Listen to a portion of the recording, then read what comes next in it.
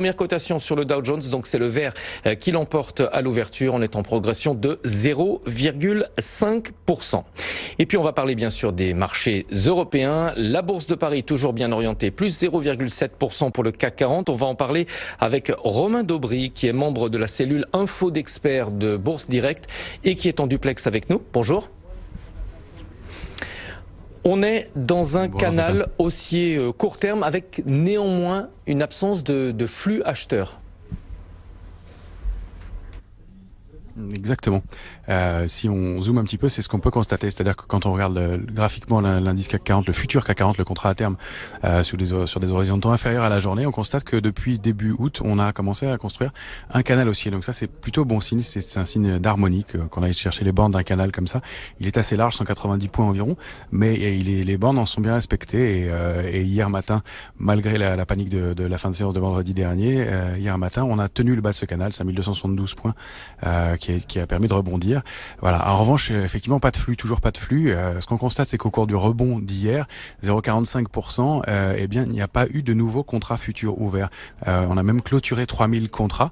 Ça signifie que la position ouverte sur le contrat à terme a diminué, alors qu'on est monté. Ça veut dire que ce sont des vendeurs à découvert qui se sont rachetés hier et pas de nouveaux entrants dans le marché. Donc ça, c'est vraiment un signal. Et puis là, le deuxième élément, ce sont les volumes, tout simplement, sur l'indice CAC 40 cash, qui étaient inférieurs à 2 milliards d'euros hier. Donc pour un rebond, c'est un peu timide. On atteint à peine les 900 millions à l'instant aussi à Paris. Donc c'est plus un rebond technique et un rebond d'opportunité lié à des rachats de short que vraiment une entrée ferme et forte sur le marché pour l'instant. On a l'impression que certains sont encore un peu en vacances. Au niveau des valeurs, on constate un certain nombre d'achats d'opportunités. Oui, tout à fait. On voit que les valeurs un peu en retard font l'objet de quelques entrées. On voit des valeurs comme Valeo qui encore une fois tient sur le bas de son trading range, ou Renault aussi. Enfin, le secteur automobile globalement, ce sont toutes les valeurs qui ont été un peu chahutées par les annonces de fin de semaine dernière. Et puis on voit que le luxe revient un petit peu aussi en devant de la scène. Ça fait partie des 5 plus fortes hausses de l'indice parisien maintenant. Donc il y a toujours de l'intérêt. Et puis les valeurs fortes comme Essilor qui franchit de nouveaux plus hauts régulièrement depuis quelques jours. Et donc voilà, un peu d'intérêt sur le marché, mais tout ça dans des volumes assez faibles. Je parle pas de Technip qui monte grâce à cette annonce de scission, mais dans des volumes qui sont équivalents à ceux de la séance d'hier, donc un peu maigre pour une annonce et une progression de plus de 6%. Donc des opportunités, mais on sent qu'elles sont fragiles, encore un peu timides. Même chose pour le secteur bancaire qui donne des signes de frémissement, mais il n'y a rien de très affirmé pour l'instant. Voilà, on s'attaque à un niveau vraiment majeur là à Paris, et même sur le Dow Jones, on est capé par une résistance qui est aux alentours de 26 000 points, un peu au-dessus. Sur le Dow Jones, à Paris, c'est la zone 5377, 5386, on en a beaucoup parlé, et on voit que c'est sous ce niveau-là que la baisse a commencé à se former, que les vendeurs avaient pris la main, donc entre 5438 et 5387, et ils avaient attaqué, et quand les annonces de fin de semaine dernière ont eu lieu, le mouvement de baisse s'était déclenché, et là on est en train de se battre autour de ce point-là. Donc il est vraiment important, il sera important de le regarder en clôture, 5377, 5386. Il faudra vraiment préserver ces niveaux-là pour qu'on puisse reprendre des couleurs et que le marché soit un peu plus solide. Pour l'instant, c'est plutôt des rachats de vendeurs à découvert, il n'y a pas vraiment de volume, c'est pas très étayé.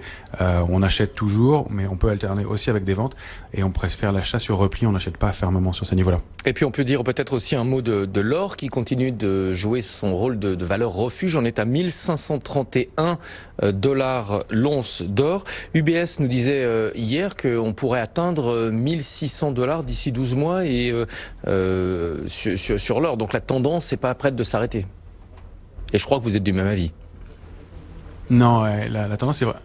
Ah ouais, tout à fait. On l'est depuis quelques temps. D'ailleurs, il y a une grosse figure de retournement qui s'est mise en place et qui s'est validée au franchissement de 1359 $ l'once. Donc, vous voyez, c'était il y a quelques temps.